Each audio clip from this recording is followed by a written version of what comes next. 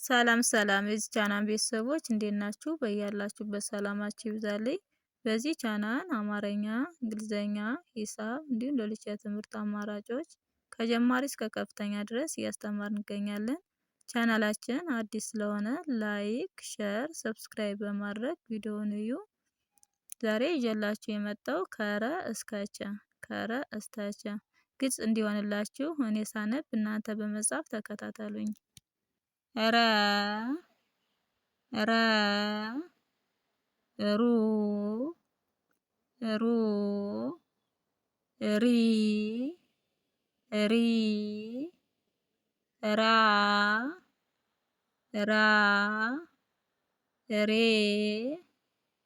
ሬ ር ር ሮ ሮ እሺ የረን ቤተሰብ አይተናል። ቀጣያችን ሰ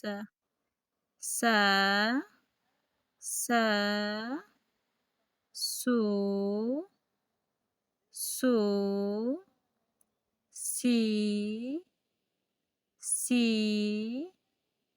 ሳ ሴ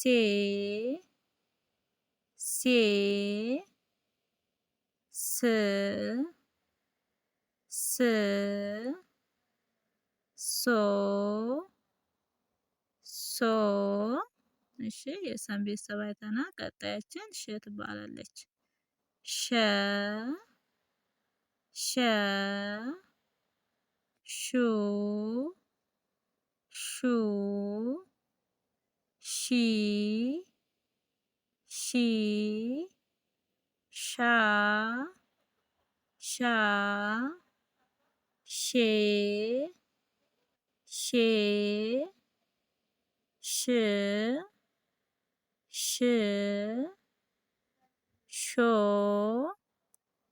ሾ የሸን ቤተሰብ አይተናል። ቀጣያችን ቀ ትባላለች። ቀ ቁ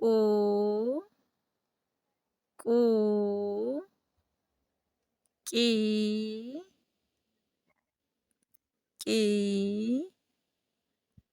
ቃ ቄ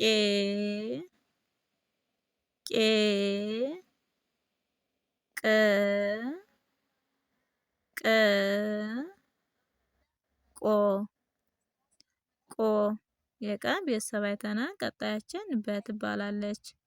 በ ቡ ቢ ባ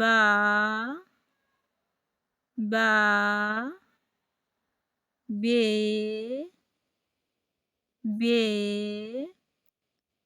ብ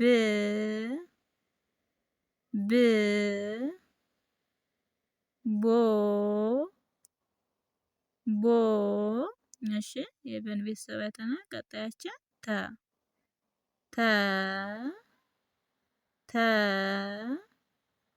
ቱ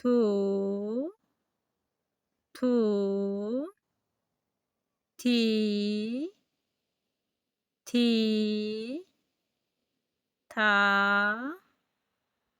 ታ ቴ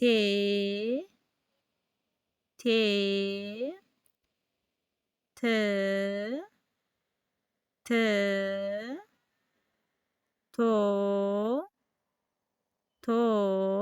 እሺ ቀጣያችን ቸ ትባላለች። ቸ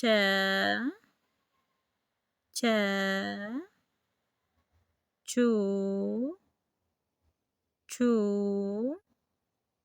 ቺ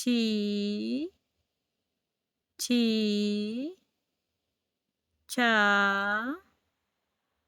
ቼ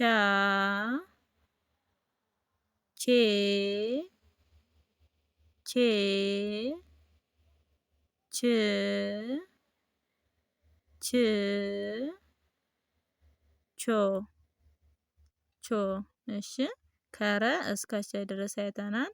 እነዚህ ደግሞ መጨረሻ ላይ የምታዩቸው ባለ ሁለት ሆሄ ቃላት ባለ ሁለት ሆሄ ቃላት ከነዚህ ከፊደሎች ውስጥ ነው ያሉት። እንያቸው። ቤት በአንድ ላይ ቤት ይላል ማለት ነው። ቤ በቤት የአምስተኛዋ፣ ተቤት የስድስተኛዋ ድምጽ በአንድ ላይ ቤት የሚል ይሰጠናል ማለት ነው። ቤት የሚል ይሰጠናል ማለት ነው። ቀጣያችን ቀረ በአንድ ላይ ቀረ ይላል ማለት ነው። ቀቤት የመጀመሪያዋ ድምጽ፣ ረቤት የመጀመሪያዋ ድምጽ በአንድ ላይ ቀረ የሚል ይሰጠናል ማለት ነው። ቀጣያችን ብር በአንድ ላይ ብር ይላል ማለት ነው። በቤት የስድስተኛ ድምጽ፣ ረቤት የስድስተኛ ድምጽ በአንድ ላይ ብር የሚል ይሰጠናል ማለት ነው። ወደ ቀጣያችን ስንሄድ ቀባ በአንድ ላይ ቀባ ይላል ማለት ነው። ቀቤት የመጀመሪያ ድምጽ፣ በቤት የአራተኛ ድምጽ በአንድ ላይ ቀባ የሚል ይሰጠናል ማለት ነው። ቀጣያችን ረሳ በአንድ ላይ ረሳ ይላል ማለት ነው።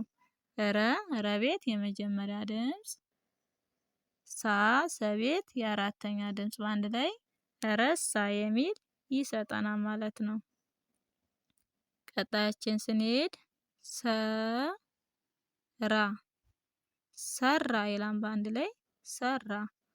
ሰቤት የመጀመሪያዋ ድምጽ፣ ረቤት የአራተኛዋ ድምጽ በአንድ ላይ ሰራ የሚል ይሰጠናል ማለት ነው።